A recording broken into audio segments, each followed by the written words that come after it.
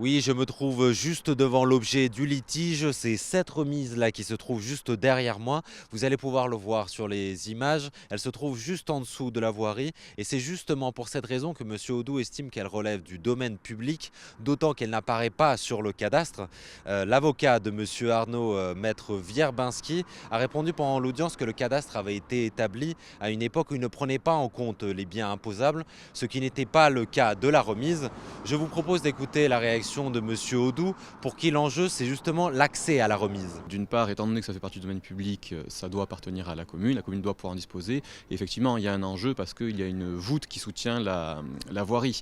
Donc il est important que l'on puisse accéder à cette remise.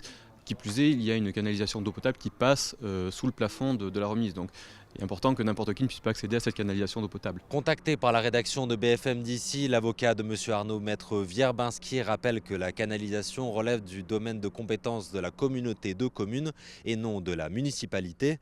D'autre part, il signale qu'il n'y a pas besoin d'accéder à la remise pour faire usage de la voirie.